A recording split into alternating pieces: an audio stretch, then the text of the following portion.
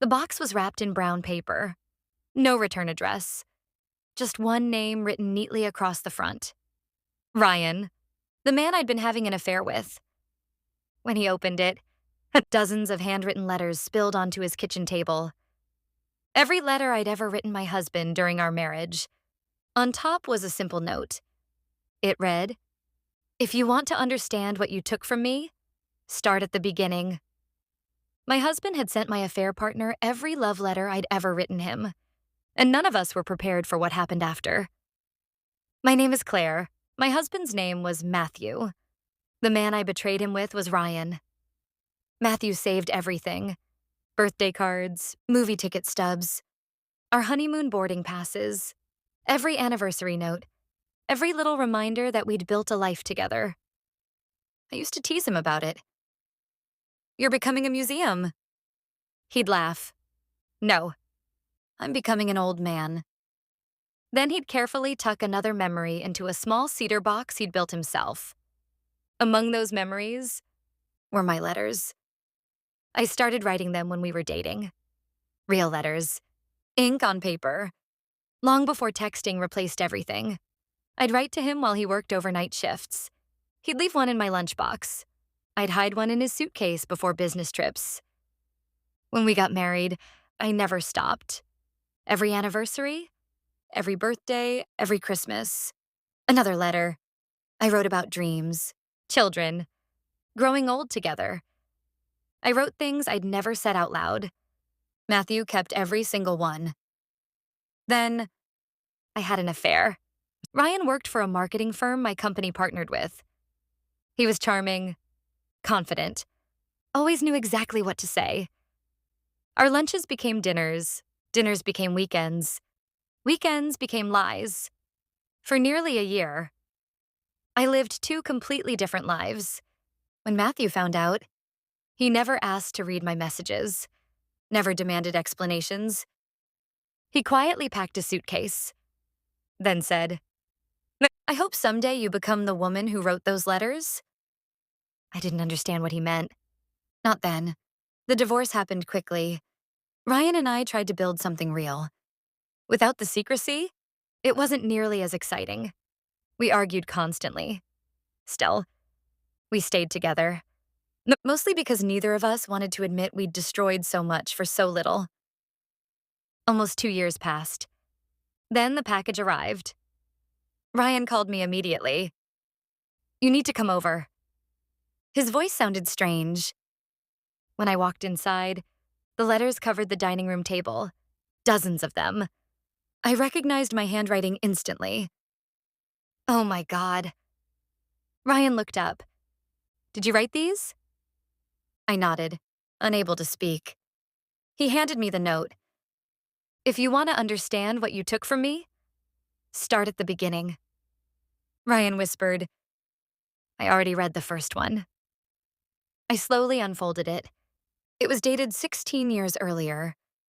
"Matthew, today you smiled at me across the parking lot, and I suddenly realized I want every ordinary day for the rest of my life to include you." I couldn't keep reading. Ryan quietly continued, "I've read 12. 12? He nodded. "They're all—" He searched for the words. "About him." Of course they were. Every page described the man I'd once believed I'd spend forever loving. The way he danced while making pancakes. The way he cried during sad movies but denied it. The way he'd always warm my side of the bed before I climbed in during winter. Ryan looked exhausted. I don't think I've ever had anyone love me like this. Neither of us slept that night. Instead, we kept reading. Letter after letter, year after year. The handwriting changed, the paper changed, the stationery changed. But one thing never did.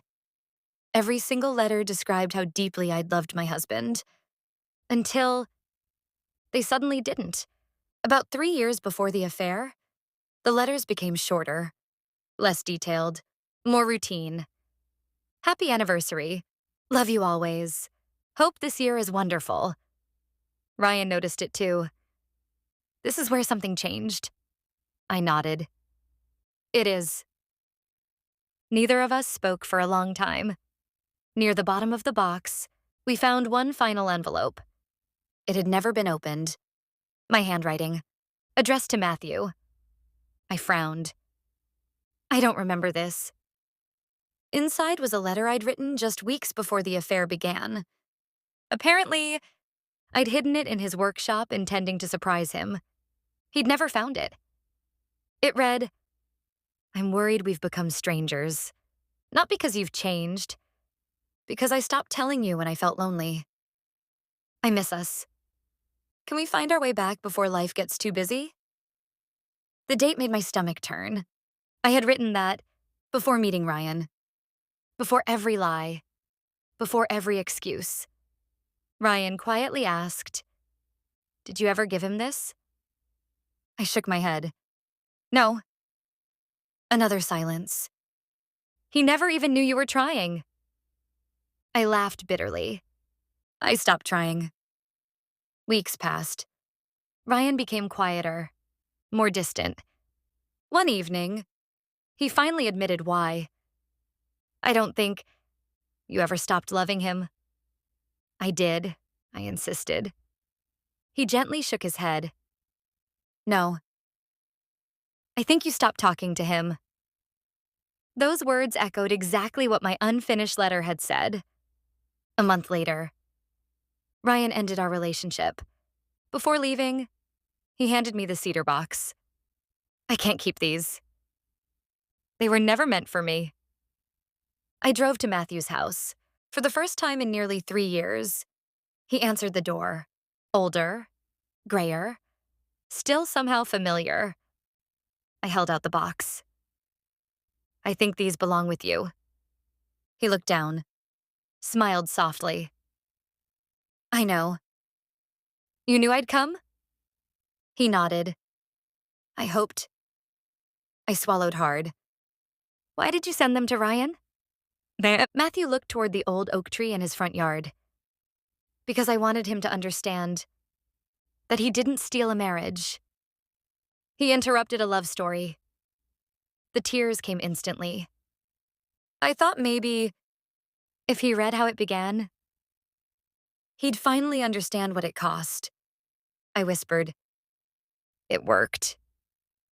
Matthew smiled sadly. "I wasn't trying to punish him. I was trying to free both of you." Years have passed since that afternoon. Matthew eventually remarried. Happily. Ryan married too. Someone else. As for me, I kept only one thing from that cedar box. The unfinished letter. The one Matthew never received. Not because it changes anything. Not because it excuses what I did. But because it reminds me of a truth I learned far too late. Affairs rarely begin because love disappears overnight. More often, they begin when honest conversations stop. Sometimes people ask whether my husband ever got revenge. I tell them he didn't. He simply mailed my affair partner every love letter I had ever written him. Because no argument, no insult, and no act of revenge could ever explain what we'd destroyed better than my own words already had. In the end, the most painful evidence of my betrayal wasn't a hotel receipt, or a text message, or a photograph. It was 16 years of handwritten proof that once upon a time, I had already found everything I'd been searching for.